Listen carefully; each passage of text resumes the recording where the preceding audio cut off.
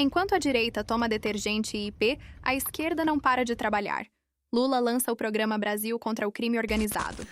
O crime organizado é outra coisa poderosa, que muitas vezes a polícia olha para a favela, mas ele está, no 15º andar de um apartamento, olhando do apartamento de cobertura a ação da polícia. Muitas vezes ele está no meio empresarial, muitas vezes ele está no Poder Judiciário, muitas vezes ele está no Congresso Nacional, muitas vezes ele está no futebol. Ou seja, ele está espalhado por todas as categorias existentes e hoje a nível internacional.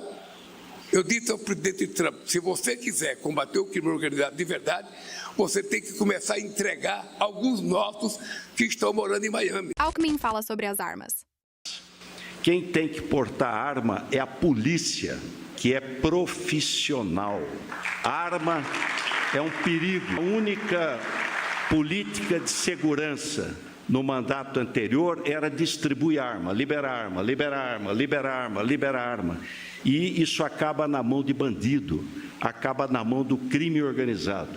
Uma das razões de São Paulo ter saído de 13 mil assassinatos para menos de 3 mil foi realmente para valer a retirada das armas e o combate ao tráfico de armas. E enquanto o debate sobre segurança pública acontece no governo, na Câmara, o foco muda para outro problema que também destrói famílias brasileiras: a violência contra as mulheres. Parlamentares denunciam cortes de verba, cobram ações concretas de proteção e afirmam que combater a violência não pode virar apenas discurso político. Eu, de fato, fico estarrecida. Enquanto o Brasil vive um recorde de feminicídios, tem gente preocupada com banheiros, ao invés de preocupar em salvar a vida das mulheres. Eu realmente não me contento, porque governo que seja, nós temos que enfrentar a violência doméstica e familiar. Agora, faz diferença, ministra Márcia, um presidente que reconheça o machismo e lance um pacto contra os feminicídios e um outro que diga que as mulheres são fraquejadas e convide turistas a vir fazer turismo sexual no Brasil, como aconteceu no governo Bolsonaro. Aliás, faz diferença alguém que reduziu o orçamento pífio das mulheres, pífio, que é uma vergonha. Em 2020 e 2021, nos anos de governo Bolsonaro, a 12 milhões de reais. E nós mais que triplicamos nesse governo, se tudo ocorrer como imaginado. Mas nós precisamos de mais. Nós precisamos de mais. O Ministério das Mulheres precisa estar fora das políticas do arcabouço fiscal.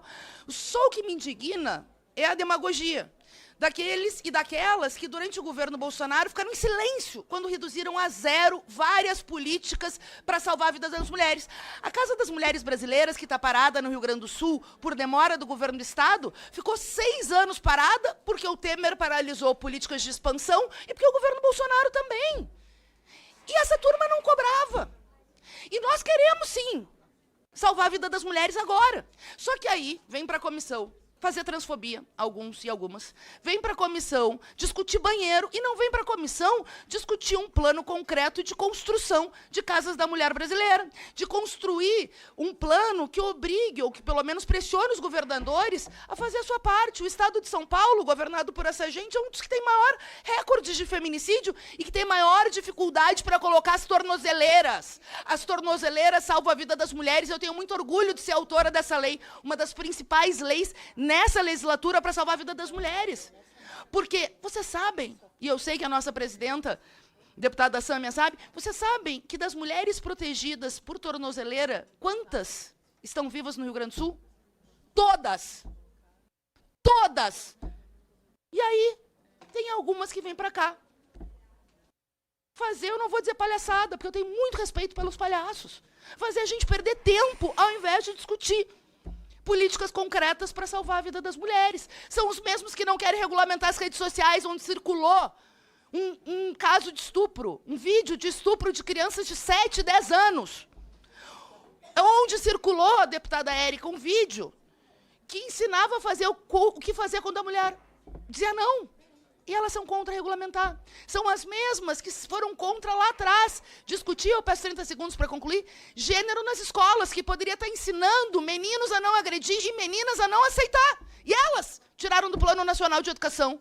Então, Sem falar da política de expansão de armas no governo Bolsonaro, que saltou para 900 mil CACs e as armas são responsáveis de 20% a 30%, ou seja, são as armas usadas nos casos de feminicídios, e a expansão de grupos de ódio, não só neonazistas, como também de misoginia pura, como Red Pill, etc. Agora, o nosso trabalho é duro. E a gente precisa garantir que haja recursos para salvar a vida das mulheres. Realmente é uma epidemia por várias razões, inclusive por esse déficit de governos reacionários e machistas e misóginos lá atrás, que autorizam a violência contra as mulheres, mas a gente derrotou esse governo justamente para poder reagir e salvar a vida das mulheres. Então, ministra, seja bem-vinda, e a gente quer discutir muito com a senhora como avançar ainda mais na legislação e nas políticas públicas para salvar as mulheres brasileiras, todas as mulheres, porque nós queremos todas vivas. Érica expõe o descaso do governo com as mulheres vítimas de violência. Eu gostaria só que São Paulo foi muito citado aqui por várias deputadas que falaram, lembrar os números, né, que são importantes. Para 2026, o orçamento para a Secretaria de Política das Mulheres, no aumento brutal de feminicídio no Estado, vai ter um corte de mais de 55%.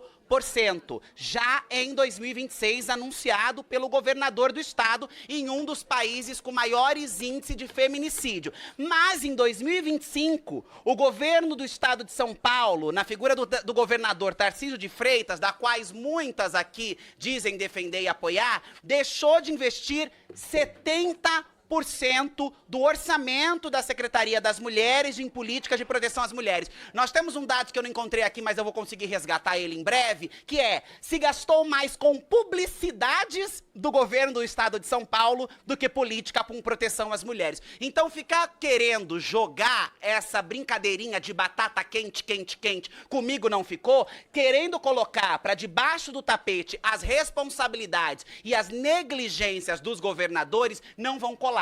Os dados são claros, ministras. E como sou do estado de São Paulo, ministra Marina, a deputada Sâmia, deputada professora Luciene, a deputada Fernanda Melchiona falou, a deputada Juliana Cardoso também citou, nós estamos diante de um governo negacionista e que precariza cada dia mais a política de proteção à vida das mulheres. E isso não é colocado, é sempre uma responsabilização do governo federal, como se os governadores em poder executivo do estado não tivessem também as suas competências, né? Então, só queria colocar esse adendo para não parecer que a gente está falando de outras coisas. A gente está falando destas questões, deste problema. Estes são os números do orçamento do estado de São Paulo. A deputada já declarou do Rio, a deputada falou do Rio Grande do Sul. Enfim, ministra, só para deixar no horizonte também daqueles que nos acompanham a irresponsabilidade e a cara de pau de alguns parlamentares.